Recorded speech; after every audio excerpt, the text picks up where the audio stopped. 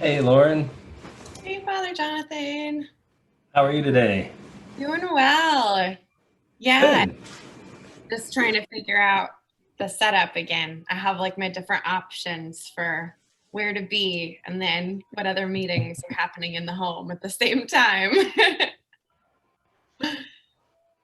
What's happening in the home at the same time? Oh, just other like conference calls or Oh, right. meetings or yeah. Annie was telling me today she was lamenting that our house didn't come with additional offices. And I said, well, maybe, maybe that's more a lament about COVID and the situation and the season than a limitation of our house. Yeah. I know. I know our apartment seemed like really nice and spacious before all of this.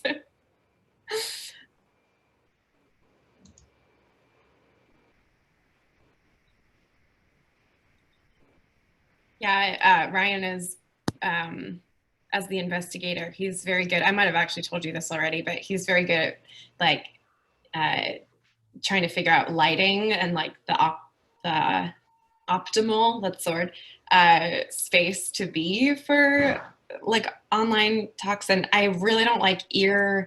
I'm trying to get used to them, but I don't really like them. And I was like, well, honey, you know that makes the sound better. And I was like, oh, does it really though? I'm sure it does, and I will transition at some point.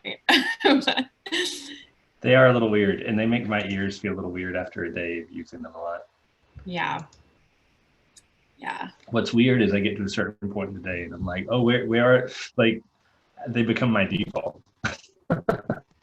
yep, Forget that I can hear pretty well without them. yeah. There No, was an hilarious video I saw going around of it's from the Southern So True Y'all brand kind of people. This couple, a couple of couples, and they're like theatery kind of friends, and it was describing a depiction of the post quarantine human, kind of in a National Geographic or David Attenborough sort of voice, describing his first day back in the workplace after, and they're in this meeting, a team meeting, three of them in a room, socially distanced, and forgetting that they're not muted, and just like comically reminding us of how much we have accommodated to all the quirkiness of the season. yeah, absolutely. Yeah, I had meant to share. I was going to ask you if you had seen any of this. I'm trying to remember their names. There's this couple of these two women who are comedians that do all these videos on the Enneagram types in different situations. Leanne and Michelle. Yeah. Yes, I love them. Yes, they are so funny. And they just did one on Hamilton and about TikTok going away. And like, it was just really funny. We will have to do one of those next time for as a treat for everyone, or Yeah. maybe in our Wednesday night finale, like while we're gathering and kicking off, we can show Leanne and Michelle, because that would Yes. be so much fun. I love that. I love that. Oh, They crack me up. They're really good. they are. What I'll ask you later what you think they actually are, but I think the one who does the seven is a seven, because Oh, yeah. it seems to come very naturally to her. She, they have they have opinions about what they are. Yeah. Um, but I know so what she thinks she is a four, uh, and her husband is a seven, and so Okay. she channels her. That's what she believes. But yeah, she does it very well and very like, yeah, yeah, I can definitely believe that too. Well, friends, thank you for coming back. It's good to see you and good to be with you. Lauren, it's good to see you and be with you again today. Talk Enneagram stuffs. Um, I had, all right, so I've got one that we were talking about a minute ago about adapting to COVID times. I think my whole life is ordered now with PowerPoint slides. I think that's how like I organize my life. But this is kind of what I had set after talking with you, Lauren, for our agenda for today. Questions types at a glance. So we'll do like a quick around the circle review, and then we'll go deeper for each one, because I know some people, we had some questions at the end last time about like, well, what if I think I'm this, but I might be this, or have I changed over time? And so we'll try to show that each one is less a label and more kind of a space to live in. And then we'll continue that conversation going deeper into what we ended with a hint of last time, which was the where do you go in stress and health. So that's kind of the game plan. Does that sound good to you, Lauren? Absolutely, yeah. So first, if you have had questions or thoughts since last time, feel free to share those. While you're doing that, we'll take a little bit of time right at the front end and then some at the end. While you're doing that, I wanted to follow up on at least two things. And then Lauren, if you have additional thoughts that you've had since last time, feel free to share those on this front end piece. But one, we talked a little bit about how Instagram accounts have become sort of a hotbed for collecting Enneagram wisdom for reasons that aren't clear to me, but they're a great platform, just the way it is. So this is one from XO Enneagram called How to Find, there it is, How to Find Your Enneagram Number. And it really, I was reading it after Tuesday's conversation, and I was like, oh, I wonder if this would be helpful. It seemed to kind of touch on some of the questions that were coming up. So this is what it says, just things to remember. Read about each of the different 9 types, listen to the stories of each type, and pay attention to what resonates with your own life experience. That's step number 1. Remember that you will have many commonalities with all 9 types. You will have one dominant number, but you have pieces of all 9 types within you. I think that's a really helpful thing to remember. And that's one of the things the Enneagram tries to encourage us with. It's like we have access to more in terms of responsiveness than we typically avail ourselves of. And then finally, know that your dominant number is based on your deepest fears, points of pain, desires, and motivations. It is not based on your mannerisms or behaviors. So I hope that's maybe a little helpful for the question that came up last time. Absolutely, we change and we grow as human beings across a lifetime. But it's that deepest fear, the point of pain, desires, and motivations, not our mannerisms or how we express those, which absolutely can change as we get to know ourselves or as we slide from health to unhealth and back and forth across a lifetime. The other thing that I was thinking about Sally's question about worldview, and I saw something I hadn't seen in real time, which is what we were talking about, the Enneagram being a thing that describes how we see the world. And there's which is almost like different from worldview, but the wording is the same. So I just wanted to like differentiate those. So like in the church, for example, we might all have a shared worldview that includes belief in the truth of the old song, they will know we are Christians by our love. We all believe that they will know we are Christians by our love, and that love is a good thing to have and share with each other. The Enneagram is going to help us see how we understand love and to recognize that love is understood differently for all of us. And some of us just have blind spots when it comes to love. So a 2, for example, believes that they're not going to be loved unless they're constantly serving others. So we have that larger worldview, that shared valuation of love, and then we all have blind spots for which we need each other, and we all bring gifts to love that help enrich the community. Kind of going back to what the illustration Lauren gave us, which was we are the body together, all these different parts, but one body. So those were 2 kind of reflections I had between this time and last time. And I see some questions, but Lauren, did you have anything? I think that, this has just been so much fun to dive in deeper. And yeah, just to follow up with what you were saying, there are a lot of, they can be like funny and helpful. Like we were joking about with 9s and being the peacekeepers or the peacemakers and really liking naps. There's sometimes these funny things that can be like sweet or like, I don't know, just like, because some of the 7 things that pop up, some of them are fun, but it is like you just said, sometimes those don't actually hit the mark. So sometimes even when I'm reading through the Instagram, what number's most likely to whatever, sometimes the 7 one doesn't really resonate for me as much. And And like, that's totally okay. Like we were talking about, it's more, or maybe sometime like, maybe I could recognize that like, oh, I used to kind of do that. Or sometimes I could fall into that. But it is more about like the core desires and where you're kind of coming from in that, like just a deeper place. So I just was able to reflect a little more on that too, which can be helpful. Also confusing when you're trying to figure out your number, but yeah. Right. No, that's really helpful. It connects a little bit what you're saying to one of the things that Marie asks about. She says, is it advisable to take the test multiple times to be sure? Also, is it important to really think through your answer? Or like I answered my first response, got a 98% match to a 9. Might it be different if I redo it with thought? There's always going to be a little bit of it's not always going to feel like it fits because we're complicated. We're not just defined by that one number, and we're growing and changing.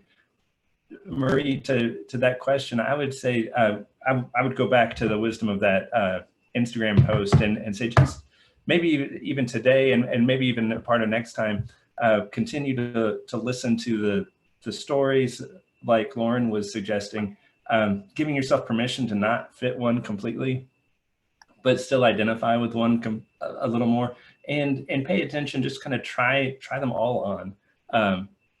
Because there are parts of each one that'll resonate. It will also be worth the effort. I know the first few times I read Enneagram books, I'm like skimming all the chapters, but then when I get to mine, I'm like, oh, this is the one I want, because I really want to understand myself. I want to understand all my craziness and what other people are having to put up with when they put up with me. But the next step, and maybe not even the next step, that was my prioritization that tells you something about being. But the gift of really understanding on a deep level all of the types is a very worthwhile gift, right? Because when we show up to the world, we're not alone. and there's more than just us and our stories. So, and then for reasons, I think the only other thing we'll say, because we'll get into more detail with the shifting that happens with the health and stress, definitely don't worry about feeling like you have to have a number today, because by the end of today's session, you'll have hopefully a little better understanding of the connectedness of them and why it sometimes seems like a little squishy, like it's moving around or something like that. Yeah. And I would even say too, to add to that, it is interesting to me how different people take tests. Like that could tell you a lot about yourself. For me, like when I take a test like this, I do it very much from like a gut center of like, oh, whatever feels right away. And like, if I wait too long, I overthink it. So I went through really quickly my first time. And then the more reading I did, it seemed to kind of line up. And then I went back and took it again later on, and it was similar results. But I think too, it can give you a little more insight to yourself of like, what is that in me that's really desiring to get the right results, and to take it in a certain way that feels right to me. That maybe in just being sort of aware or curious about those things, that can help inform later when you're looking at numbers and motivations. Like, oh, I noticed that I took this test that way, and then I really wanted it to be right, or really wanted it to be accurate. Because I think when I took it, I really didn't care about accuracy so much. I was like, oh, this is fun. We'll see what happens. And then it ended up taking me down this whole other adventure rabbit hole thing. But it just is fascinating to see the different reactions to testing as well. Absolutely. Lauren, my computer's giving me a goofy screen. Can you still hear me though? I can still hear you. Yeah. Oh, good. And I can see your screen, what you've pulled up. Oh, good. All right. Shape. It's not going to let me check some things, but hopefully it'll resolve that self. But I can still talk and show the screens, which is the important thing.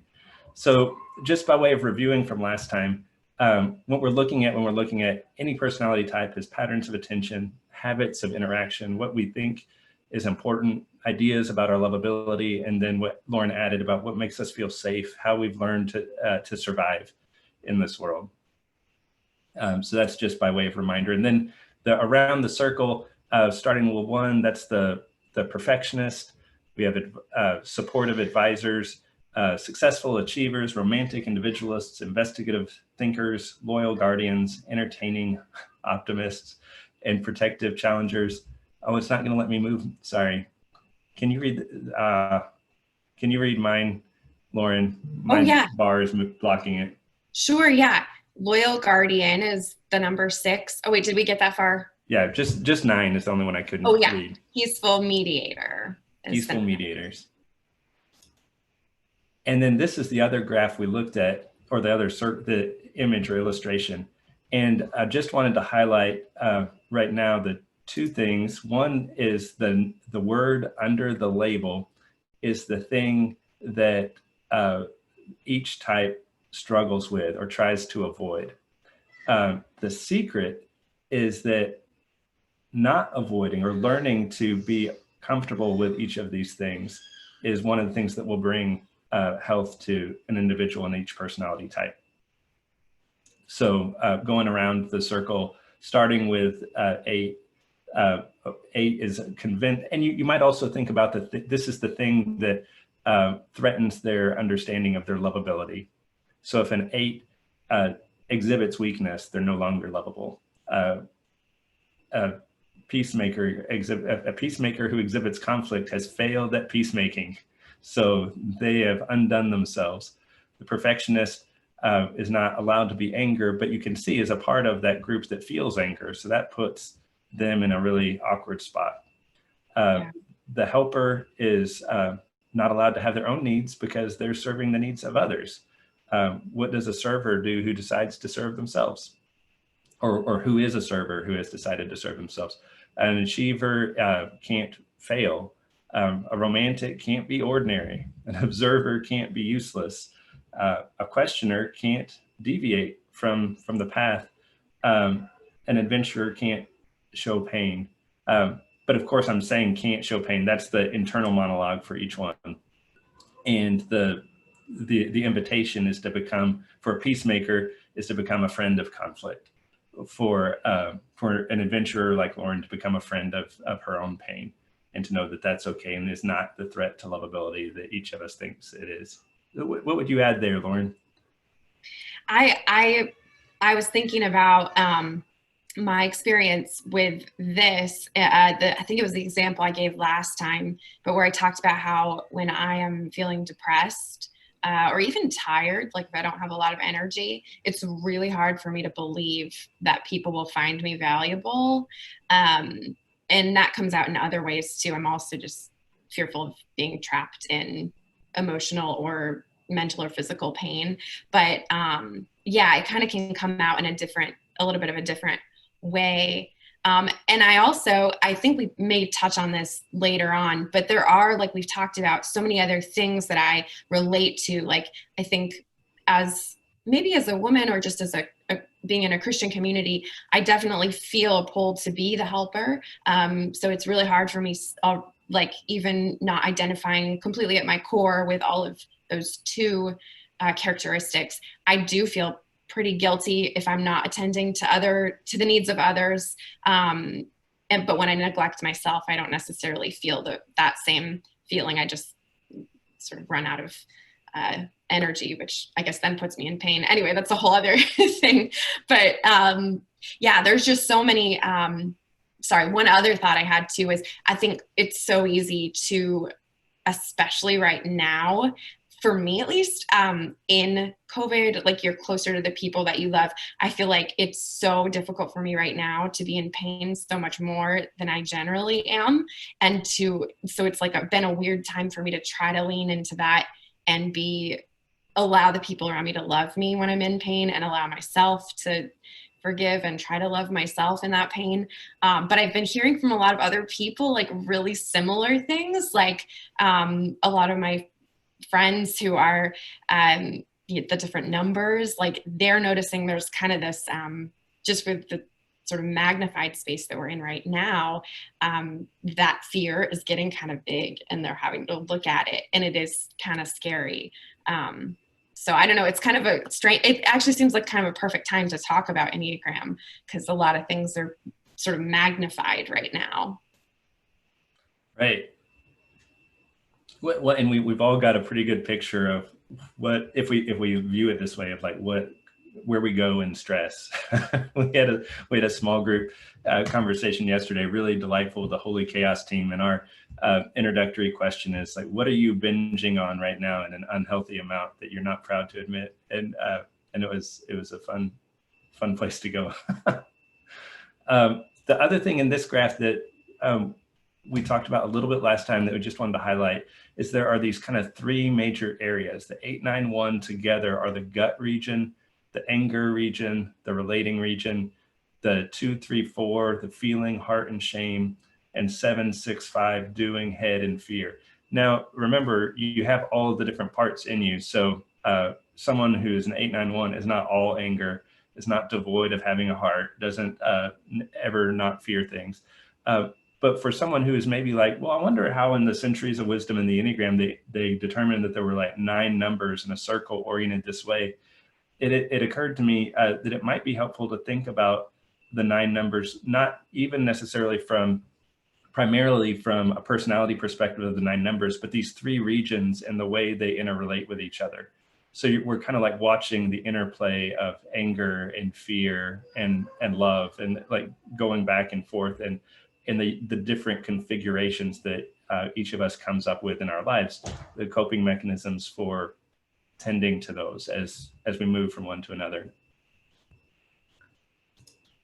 All right, so Lauren, this is where in my head, I thought maybe you and I could just kind of alternate either reading or summarizing these, but this is the detailed breakdown of each of the 9 types, so that for those, especially those still feeling like, well, I wonder, last time we presented the circle as a kind of very surface level. This takes us a little deeper.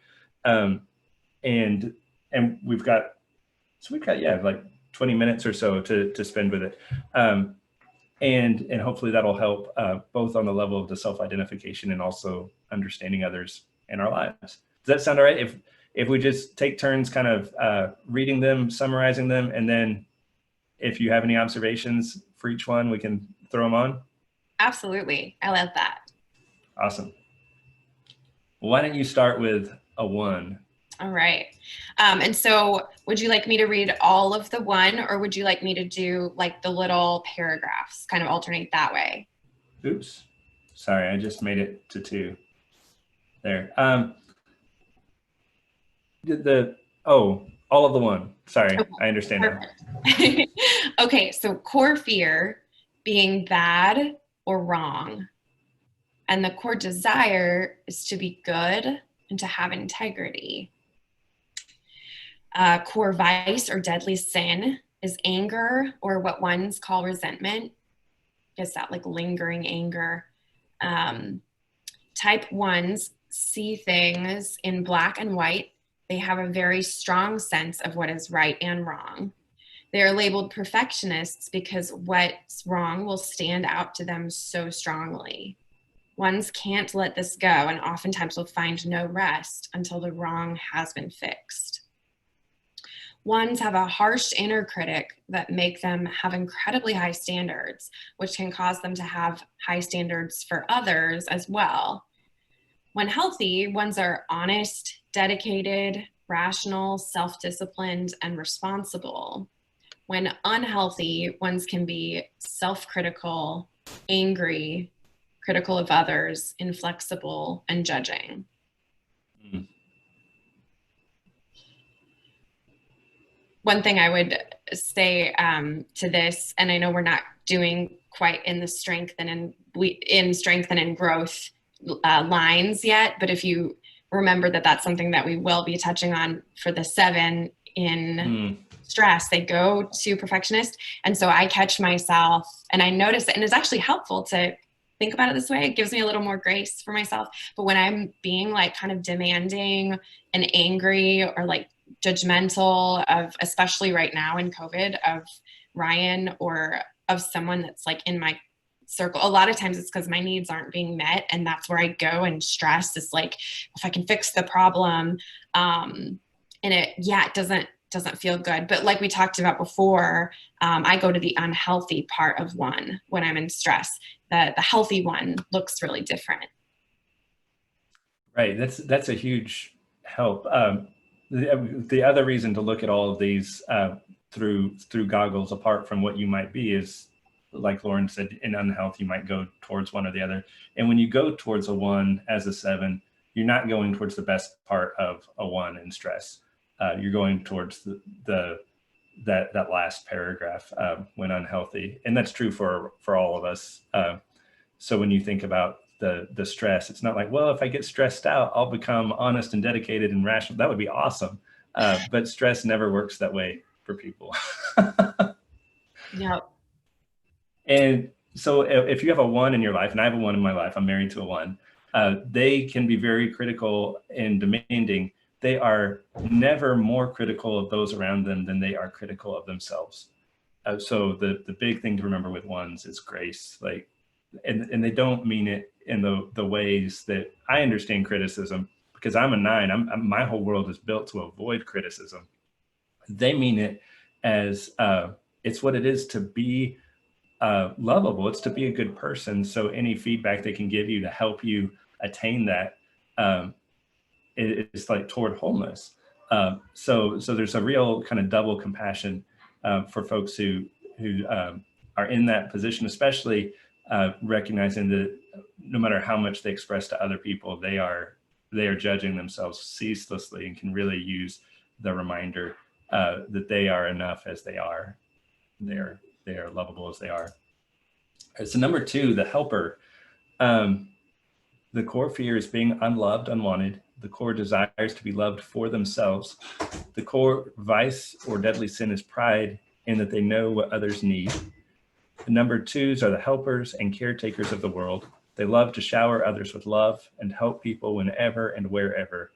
While this sounds like the world's greatest type of person, it is also important to remember that in the Enneagram, our best feature is also our worst. 2s love to love, but it also has a dark side in it that can often feel like someone doesn't love them if that person doesn't need them. This can be especially problematic when it comes to self-sufficient friends and family. When healthy, 2s are warm, caring, empathetic, generous, and giving. When unhealthy, 2s can be manipulative, angry, demanding, possessive, and insecure.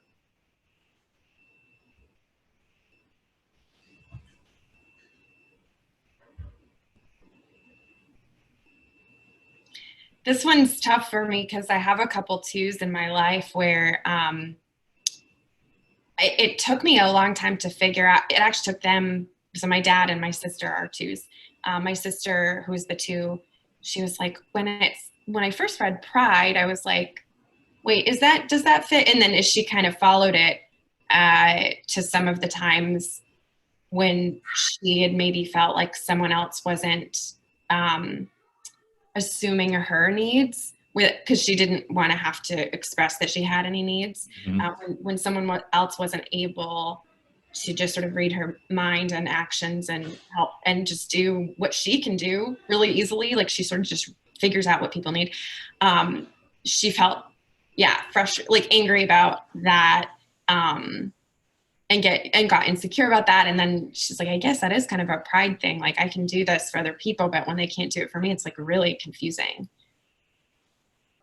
That's really helpful. I mean, it's this kind of situation that I see a lot where our first instinct as human beings, whatever type, is like frustration that other people don't see the world like us, don't operate in the world like us, rather than sort of a recognition. I think there's an opportunity to celebrate that we've been given this lens through which to see the world for the others, so that they can do the other things. But yeah, there is that sense with 2s that they're being invisible so that you can see them. And when that doesn't happen, there's a recipe for resentment and all the rest. Incredibly warm and caring though. And this is sort of your stereotypical servant's heart, made healthy by kind of finding their own voice and being able to express their own needs. Sorry, I'm trying to stay really, really hydrated. I had a lot of coffee this morning. I meant to ask you how many cups I'm chasing you by today. Oh, I think I had, well, it was a smaller mug this morning, but 3 was my, yeah. Okay, sorry, side rail there. The achiever, type 3. Core fear is being worthless and unsuccessful.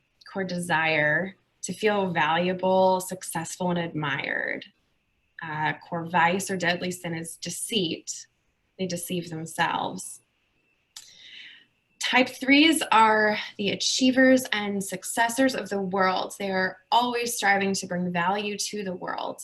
Each 3 may have a different definition of what success means to them, but all 3s will push themselves to achieve whatever that success is. 3s are amazing with their will to succeed, but that does come with a downside. A 3 can become overly concerned with how they appear to others and what others think of them. When healthy, 3s are optimistic, hard workers, energetic, confident, and goal-oriented. When unhealthy, 3s can be impatient, competitive, afraid of failure, and self-deceiving to themselves and others. I feel like it would be really hard to be a 3 for some reason. It could be hard to be all these numbers. I don't know. See, and a 3 is the number that the 9, where I am, integrates to in health. And I am so grateful to have access to a 3, because 9 like finds words like ambition terrifying. But then when I'm healthy, well rested, like it's there, and like I have access to it, and it's like this whole new world opens up. And so, just to be able to have goals and chase them down, it comes almost like as a revelation, and has been a real gift. And it kind of demonstrates, I think, how the numbers can open up worlds that are not just like right there on the edge, but seemingly in a completely different direction, right? Because like 9s can be very self-abasing, happy if it means less conflict, anything if it means less conflict, like happy to like be taken for granted in the background, all that stuff, don't care what we wear or whatever. But then with a little bit of a nudge, you can find yourself in a spot where all those things are important in a different kind of way. Absolutely. Yeah. I know some 3s. I think especially maybe in the performance world, sometimes 3s are drawn to that because you do have a stage to sort of show your value in a way that's a little bit different. It's just more highlighted, I guess. But it is interesting how as a 7, I don't usually find myself being competitive, and that's where I would run into not understanding exactly with 3s, like, why does this mean so much to you? And I don't really understand, but it totally makes sense when you think about, their core desire. But that was something I missed for a lot of the people that I knew who were 3s when I ran into them, like back in school and stuff. Yeah. Someone said once that America is a 3, and I wonder sometimes. I mean, you look at like the optimistic, hard workers, energetic, confident. That's certainly like how America likes to present ourselves, and also impatient, competitive, afraid of failure, self-deceiving to themselves and others. That impatience, that competitiveness, the connecting some to some things with 1s, but that addiction to efficiency can be so exhausting. We all know that, like, results in an unwillingness to, I mean, this is a stereotypical workaholic if they're unhealthy, right? Because what happens if I don't knock it out of the park every time? Yeah. Is it my turn to read? Yeah. All right. So the 4, the individualist, core fear, having no identity or significance, core desire, authenticity, to be uniquely themselves, core vice, deadly sin, envy, and I'm going to need you to complete this sentence for me because I'm still half frozen and I can't read it. Oh, yeah. The feeling that something is missing and others have it. Oh, and others have it. Thank you. And type 4s are the individuals of the world. These individuals feel that they are different than others on one level or another. They are deep and very in tune with their emotions. 4s are very self-aware, but being so self-aware, coupled with the feeling that something is missing, can lead 4s to feel like they are never complete. They are comfortable with melancholy, which can be great for others who need a shoulder to cry on, but can have the temptation to lead a 4 into a negative mindset. When healthy, 4s are creative, sensitive, compassionate, authentic, introspective, and unique. When unhealthy, 4s can be moody, withdrawn, depressed, overly emotional, and self-absorbed. Now, Lauren, this is like the stereotypical musician artist, right? Yeah. And actually, this is like the type that I really thought I was for a while. Like, just, I guess when I got to my core desires, I realized that it was different, but actually, yeah, this type, I mean, I just have such a soft spot for 4s. My mom is a 4, and she always felt like she had too many emotions, like they couldn't just flow through. Like there were just a lot of, it was just hard. I feel like in our, also being a counselor, like in our society, we're not really emotionally given the same tools as we grow up. And so I feel like the temptation so often is like for the 4 to feel like they're too much, like their emotions are too much. And I love, I don't know. I wish that there was more space for that in our society and in our communities. And I feel like 4s really helped me to be more comfortable with like painful emotions too.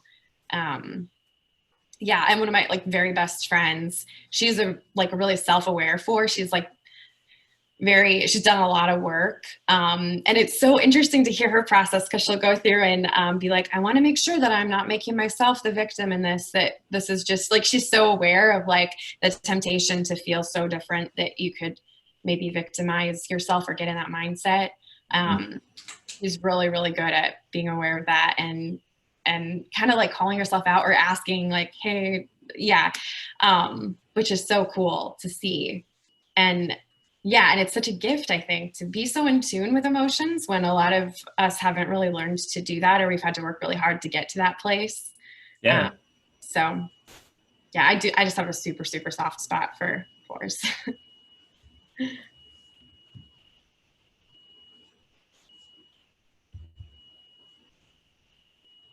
All right, 5s. The observer. Core fear, being incompetent or incapable. Core desire, to be capable and to be competent. Core vice, deadly sin, avarice, the need to hold on to what little they have. Type 5s are the observers and investigators of the world. They prefer to use their minds to make sense of the world and even their own feelings. 5s are excellent problem solvers and love acquiring knowledge. 5s are often very knowledgeable, but they can also default to retreating into their minds where they feel they are the safest. They're the most introverted of the Enneagram types. This can be in due part to retreating from social settings and due to the fact that since they observe so much, they become overwhelmed quicker than others. When healthy, 5s are independent, observant, objective, analytical, and insightful. When unhealthy, 5s can be detached, cyclical, arrogant, distant, and critical of others. One of the things that jumps out to me in that is 5s become overwhelmed quicker than others.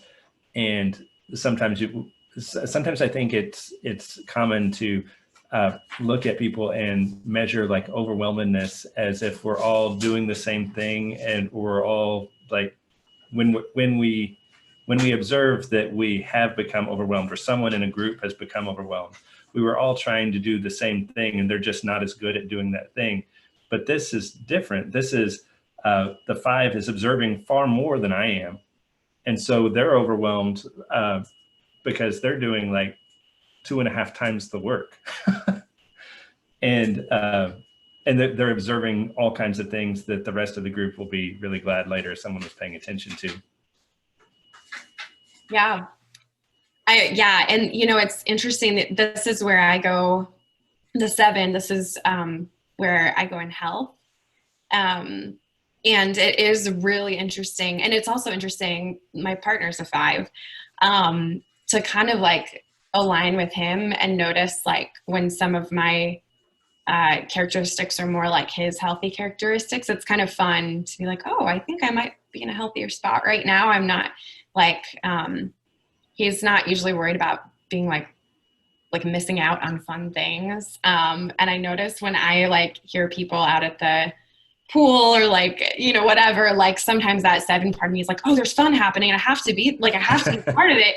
And the times when I'm healthier, I like notice that I'm like, oh, I'll just, shut the blinds or whatever. And like have some one-on-one time to connect with Ryan or whatever. But it's really funny to notice, just some of the different things. And Ryan's been, cause he, like I was saying, when we first started dating, this was so helpful for us, because I think it just in my whole personality, sometimes I can be really overwhelming to him because I come in the door and I'm like, hey, and it's almost like, I don't know, everything is like to be celebrated. And for him, it's harder to, like, we've had to kind of come to some agreements of like how to just be respectful of each other's ways of engaging, because he does need alone time. And I think it's hard to ask for that sometimes if the person you're with doesn't need as much alone time. And especially right now, it's hard to figure out how to get that. So, yeah.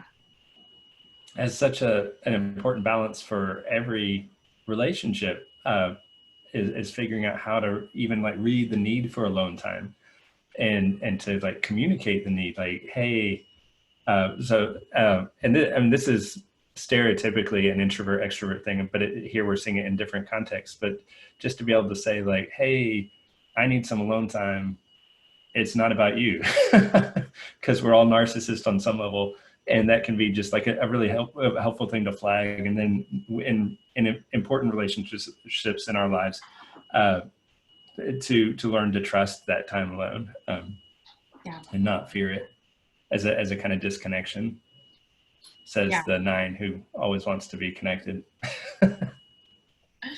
Same. So we've got the Loyalist up next, number 6. The core fear is being without support or guidance. The core desires to have support and guidance to be safe and secure. The core vice or deadly sin is fear. Type 6s are incredibly loyal people. They can be supporters. Can you finish that sentence for me, Lauren? Yeah. They can be supporters. Supporters with those around them. With those around them. Thank you.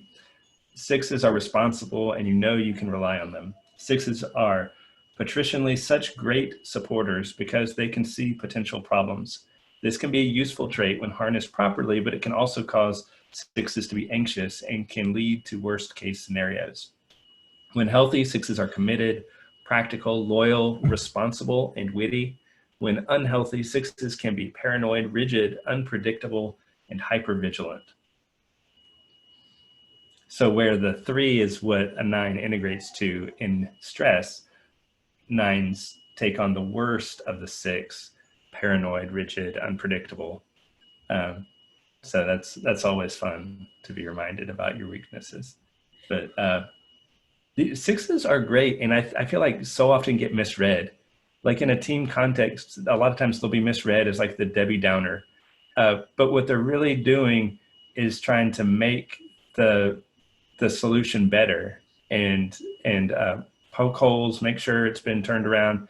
They might need some help, like moving to movement, but they're loyal. And if you have a good relationship, they'll trust you in that, and you'll be able to trust that they've got your back, and they're going to name things that could potentially trip up an otherwise really great project. Yeah.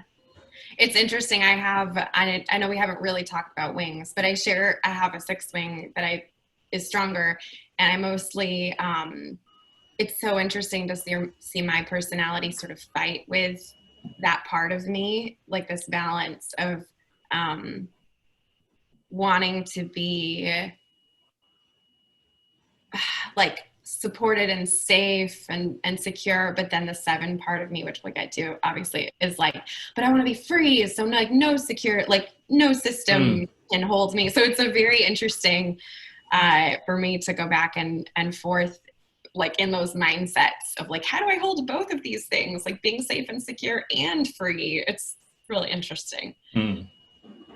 That's a challenge. That's and that's a super unique and peculiar challenge. Each type will have their own like kind of peculiar challenge too. And I think that's, once you have a number, you locate yourself, to be able to name those tensions, because that's the tension that's you're gonna feel it in every situation that's not out there. It's like, but it's in here, and so good to name and be aware of. All right. Here's mine. All right. The Enthusiast, type 7. Core fear, being deprived or trapped in emotional pain. Core desire, to be satisfied and content. Core vice, deadly sin, gluttony, usually in the sense of wanting stimulation.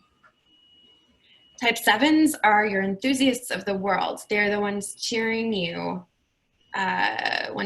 cheering you on, looking on the bright side of situations, and the ones who are often the life of the party.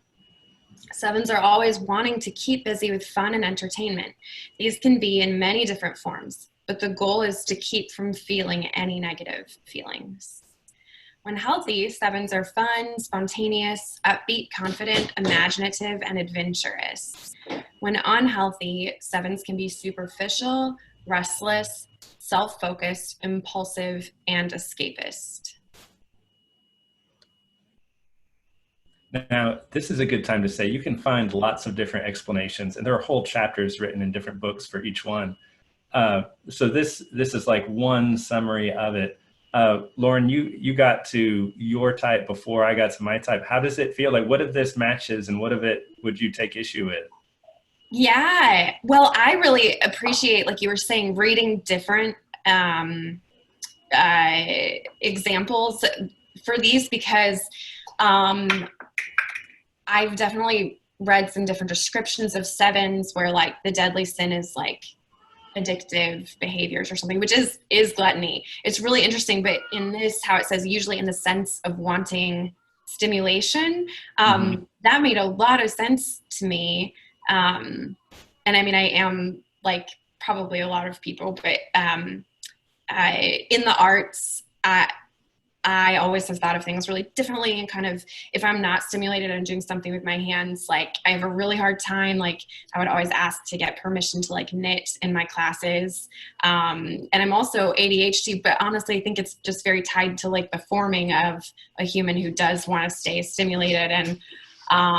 And I can sit in like really deep conversations for hours. Like I will just keep talking with you and like digging deep and like works. It just stimulates my brain. Whereas if I can do small talk for a little bit, especially if I, really love the person I want to connect, but I start to feel panicky and trapped in this, like, I'm not getting stimulated the same, like, it's super weird. I'm not sure, or it seemed really confusing to me before. Like, why do I get fearful? Like when I'm like, or like just so, restless, like when I'm in that space, and not always. Sometimes I'm in a healthier place where I can sit with different things longer.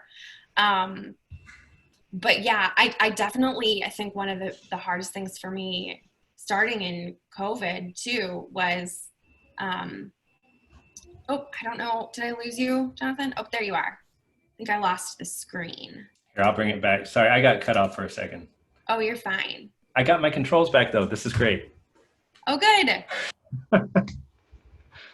There we go. Yeah, no, but I do think one of the hardest things for me in COVID is having to sit with difficult feeling, like my own difficult feelings. Yeah. And I know I mentioned this before, but I'm not fearful of being trapped in someone else's emotional pain. I don't know why that, I'm sure it's different for different sevens, but for some reason, the way that my mind works is that like I sit with people who are in emotional pain pretty much every day with counseling, and when it's theirs, it's okay, I can sit in it, but if there's something that's painful for me, I really have to work to be present with that. And I've just done like a lot of work around that, because I can totally be escapist, like it says, and even like superficial, where I'm like creating a narrative where like, no, I'm okay, I'm doing fine, everything's fine, and that's not probably where I am a lot of the days right now because of some of the situations in our world. So yeah, it's so fun to learn more about what this can look like and how it can come up more strongly at different times in your life and all of that. So Go ahead. Do you want to read your own type, Jonathan? I was curious about Sure. I was going to offer, because that feels like only fair, because it's I'll read mine. Why don't you read 8 and I'll read 9? Okay. Okay. The Challenger, type 8. Core fear, being controlled or harmed.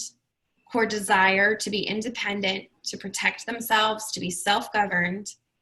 Core vice, deadly sin, lust, lusting after intensity.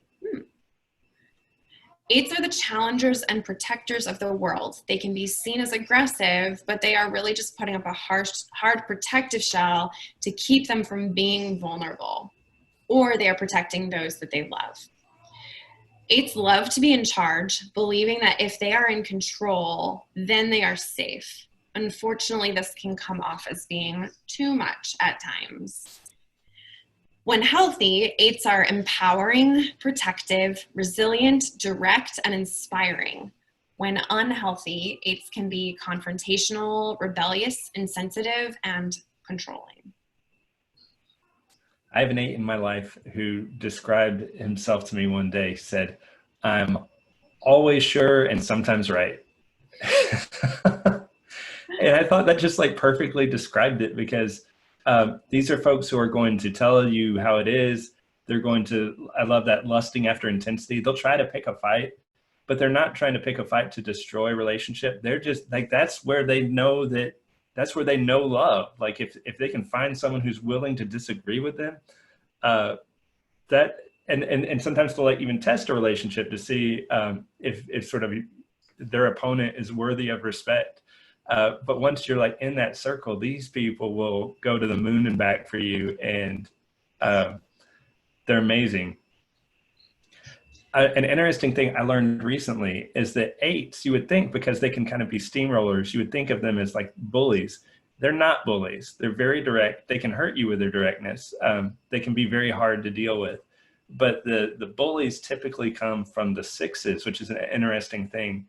But it comes as a kind of counterphobic, is what they call it.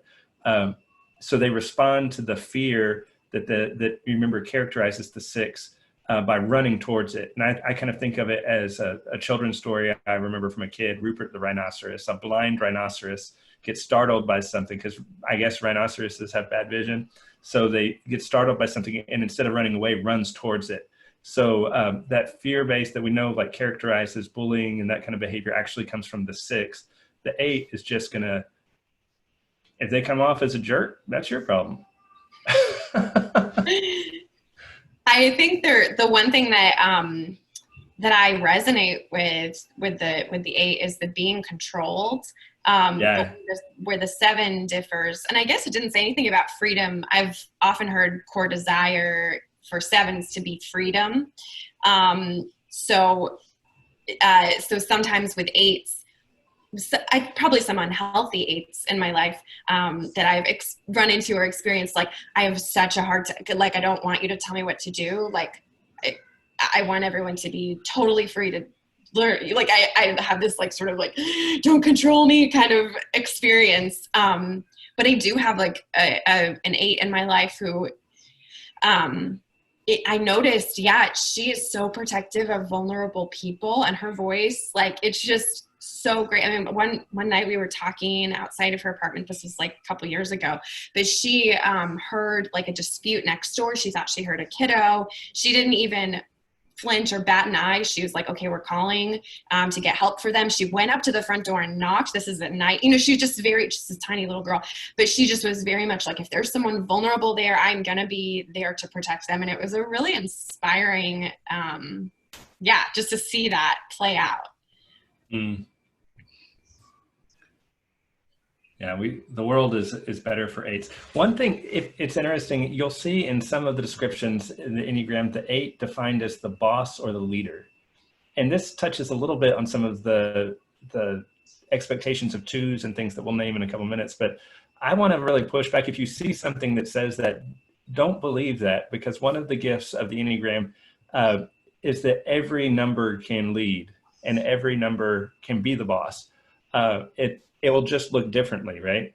So that the label of boss just exposes sort of the stereotypical imagination we have for what it means to lead, but doesn't mean that there aren't other ways to lead. And that's a gift that I think the world is like longing for. The world is longing for each of us to find our voice in different ways. All right, so now I get to put on my stoic face and let's do this. The Peacemaker, type 9, core fear, loss of connection, conflict, separation, core desire to be at peace, harmonious, wholeness, core vice, deadly sin, sloth. Actually, I just ordered some shorts for the beach because we have our beach trip coming up and they're covered in sloths and I'm really excited about them. Yeah. Spiritual slothness is that they don't want to be bothered by life. 9s are the peacekeepers and the mediators of the world. They have the ability to see everybody's side and thus can help with making peace. 9s often are so tied up with merging with those around them that they can either suppress or forget their own desires. When healthy, 9s are pleasant, laid back, good listeners, non-judgmental, and optimistic. When unhealthy, 9s can be unassertive, passive-aggressive, forgetful, and stubborn. Woo! All right. I'm going to take a nap and be back. That's a joke because that's how. So a couple interesting things about 9s. Inertia is so big for 9s. So that's part of the sloth thing. Like an object at motion, it's going to keep moving, but if you don't get moving, you might not move today. So I've learned that like making the bed is a really important thing for a 9 because it gets me out of it and it gets me like having checked one thing off my deal. So it's just that like life is going to be hard. There are going to be conflicts. Why seek them out, right? That's a terrible way to view the world, but that's sort of the starting place. Like you, Lauren, where you were talking about pain and sitting with other people's pain, a conflict avoider makes a great peacekeeper and mediator. So you can go into other people's conflicts with ease and understand both sides. It's really hard if you say pick a side, because I'm like, well, this person has their points, this person has their points, and then there are these other points. I don't believe in black and white. I married someone who lives by black and white because being able to see all the nuance of the world doesn't necessarily move you. Sometimes it can be a little paralyzing, but that doesn't mean the world was black and white.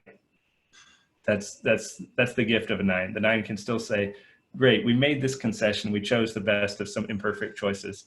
Or we took a choice. We don't actually, 9s wouldn't use language of like the best of, because there are so many different ways to live this life. And your idea that yours is the right one is hubris, says the 9. And that's when you can get us on a healthy day, because usually like if an 8 comes up and we're unhealthy and wants to do that whole like show of respect through picking a fight thing, we'll be like, sure, you know what? If you really need to think you're right, you're right. I don't care. I got some stuff to do.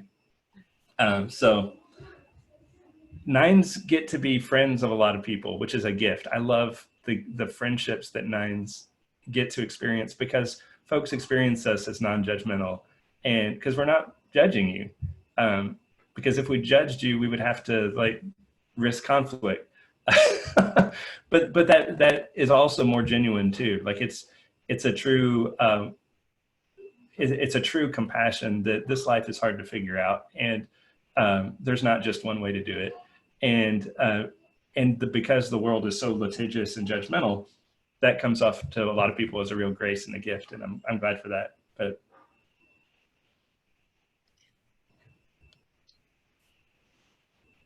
I really like hearing from you, like what it feels like to me. I don't know. That's really cool. The weird thing about nines is we are in that anger group, right? So, and when you say like, well, you pick a side, Jonathan, or even just like you pick the place to eat, it's not that a nine is going to hide their preference from you. A nine has hidden their preference from themselves. And so they really need your encouragement to know that if they like, if a nine tells you how they feel, you should take that so much more seriously than if an eight did. Because an eight is going to tell you that you tied your shoelaces wrong. Like an eight is going to tell you every strong thought and opinion that it's going to happen. A nine is going to take so much energy for them to express that you should know they're saying it out of love and for the good of the community. So that's another part of nines. So and then we'll go take our nap. Yeah.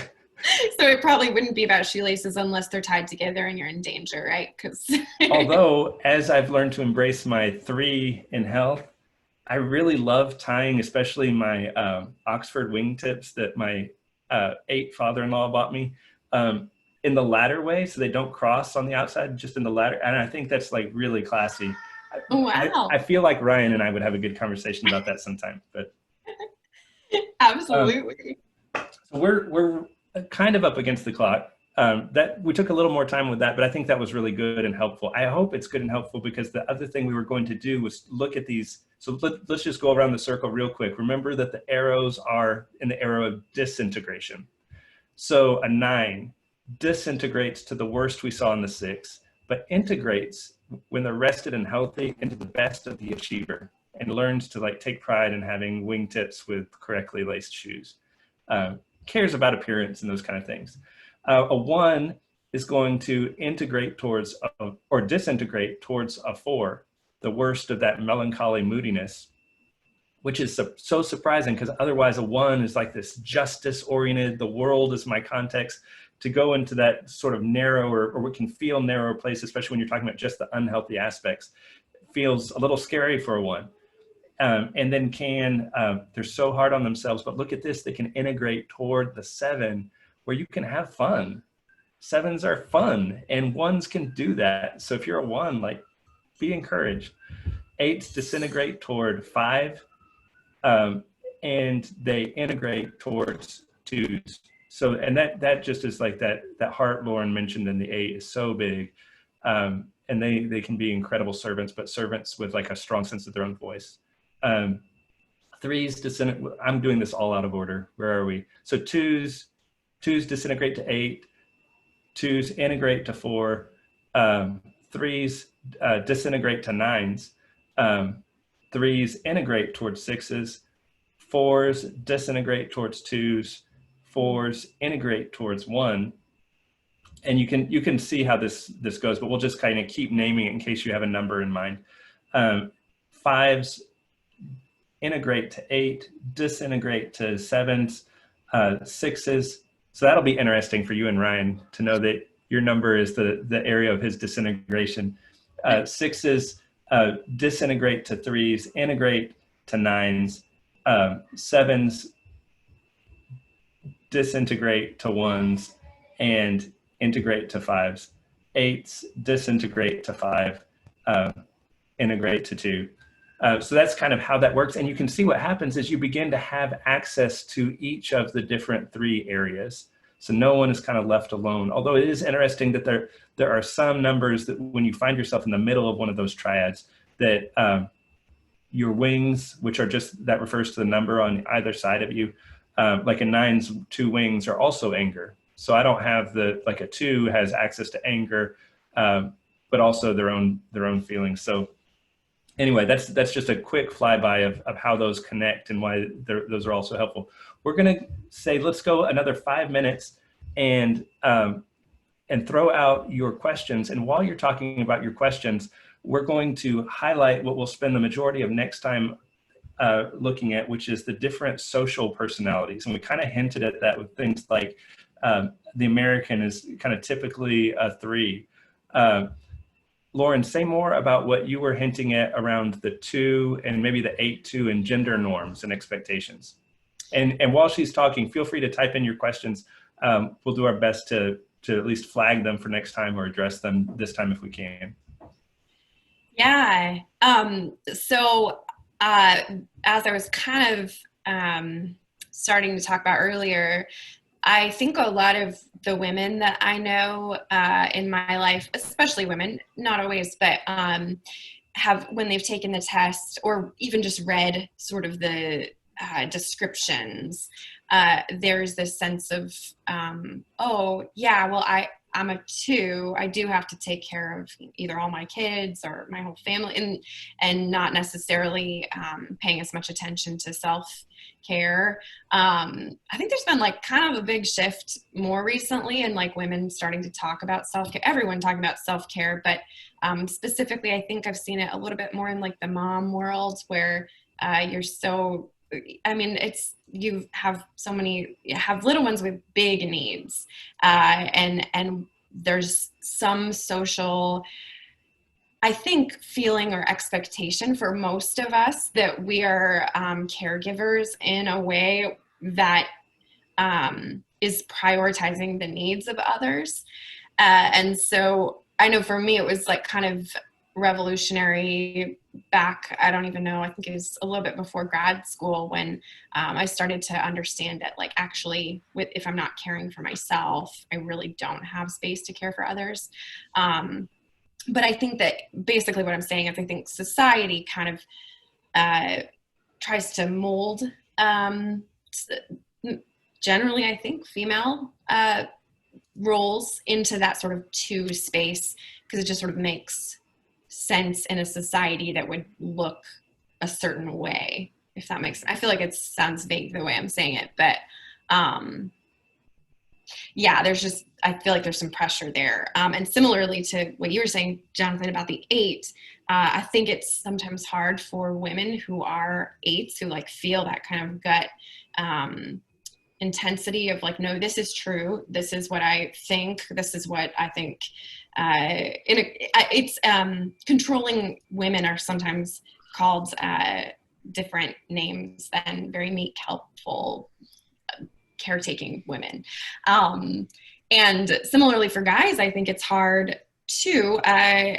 Many males, not as much that I'm seeing, which makes me happy, but a lot of males that I work with, especially in therapy, there's a lot more there's difficulty getting into the emotions. A lot of them were not encouraged to get into their emotional spaces. That was shown to be a weakness. And so when Father Jonathan and I were talking about it, we were realizing that that leader who doesn't like to show weakness, I think a lot of men feel a pressure to be that kind of a character. And so that all of that is to just say that sometimes the social pressures and family pressures and just whatever you're absorbing from what you're around, they can tend to push us into something that maybe we're not truly feeling. Like for me, it is really important to take care of other people, but if you would ask me, I'm trying to think of a good example. Just the more and more I looked at it, it was like my top priority is freedom and not being trapped in a space. Like it just is very like that comes up bigger than, oh, I must be needed here. Things right. Like that. Did you have anything else to say on that, Father Jonathan? I'm not sure that I explained it very No, I think you did a great job with that. I mean, it's one of the things early on for folks who either mistype themselves or who are looking for the type of it, like, oh, I feel really torn between these 2 things. It can be really helpful to just have named that, exactly like Lauren said, like for women, there's been a lot of social pressure to be a 2. It doesn't mean there aren't some women who are 2s, but there's a lot of social pressure, and just to like name that and separate from that, that can be really helpful. Similarly for men, the type they've been told to be, they haven't been told it's called an 8, but they've said, don't show weakness. And some of y'all heard my story about one of my best friends, when I left Madison and came down here, I wanted to take him out and have a last time to get together and see each other. And we went out for pedicures. And when I called to schedule the pedicure, they said, great, what's her name? The other person you're going to be with. This expectation that men are not going to share intimacy or talk about feelings or all that kind of stuff. Whether or not that's true of a person, that's kind of the direction we're told to go as men and women. And Lauren pointing out that for an 8, looking like an 8 is not nearly as rewarding for a woman as it is for a man. That's this terrible double standard. But whether or not I am an 8, and 9s are definitely not 8s, we get measured, and we are tempted to measure ourselves by our ability to live up to that. And so that can be just like a burden to have relieved from our shoulders, I think. One of the things we'll look at next time too is how even the conversations about racial justice and things in this country are a part of this with this kind of personality type, insofar as, just like Lauren was saying, the 8, the kind of cookie cutter for the 8 is typically cut out like a stereotypical 6'3" man. There are aspects of our world that are kind of typically cut out for white folks, and we can kind of become a blind spots around that. All right, so we had a couple questions come in. Is it normal to take the test once and completely agree with it? I got 6 as the most dominant number, and I see it completely, though it may be due to my current circumstances. I'd say, so yes, Kevin, you're right to ask about, is that COVID being a factor? It could be you under stress, but I'd say wear it for a little while, see how it fits. Certainly feel free to wear it through the rest of this class, because we've got one more week and you might see new things, but try it on and see how it feels. Could we make the slides available? Yes, we can absolutely make those slides available. We're also recording these sessions, and we're making these available too, so you can go back and review them. But yeah, we will absolutely make the slides available. Is it logical, Janie asks, that one could disintegrate along 2 lines? For example, a 4 going past a 1 down to a 7. So doing like a little around the triangle. No, they usually just talk about disintegrating towards one number. Although you'll remember that like once you're in that position, your orientation to the rest of the numbers changes. So you might experience things differently. And then the more I learn, the more I am unsure of my number. Is that unusual? I'd say not really. Be patient with yourselves.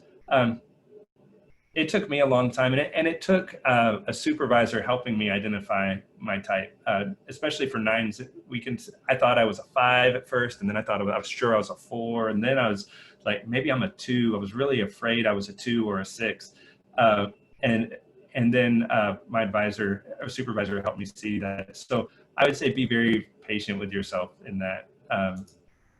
Sorry, just doing rapid fire, but Lauren, last thoughts before we hand off until next week? I just wanted to make sure, so Jan had asked earlier, what if you have a tie for top number? Oh yeah, thank you.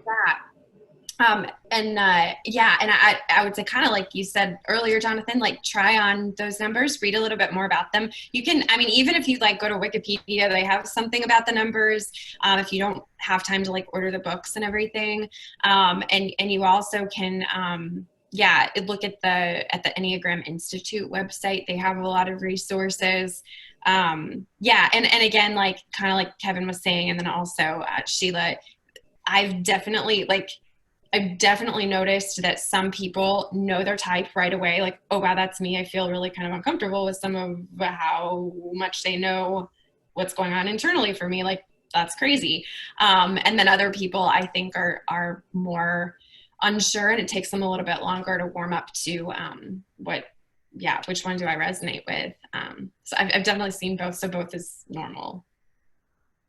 So next time we have kind of planned sort of different applications. We'll explore kind of the gender roles a little more. We'll be looking at the racial justice pieces in terms of like what part of our worlds are cut out for certain types in ways that maybe don't benefit all people. We'll be looking at other specific applications. So if you have one, it could be like a relationship question about a certain pairing or different kind of. Lauren, you and I can kind of look and see. We promised we'll do a Lauren and not Lauren. What's her name? The other one, Michelle Oh, and yeah. Leanne. Leanne. Yeah. We'll do a Leanne and Michelle video on our Wednesday night closing session. But Lauren, you and I can look for some interesting kind of hypotheticals or situations, maybe from other resources that we can throw out. Hopefully it'll be a kind of fun watching them in action next time, so that we can kind of see, I mean, because it's one thing to like watch one under a microscope and another to kind of see it moving in a different hypothetical situation. So that's the plan. Thank you, Lauren. Thank you too. This is super fun. Yeah. Looking forward to next time and your questions and your discoveries. This will be great. Yes. Thank y'all for tuning in, and we'll see you next time. Peace. Bye.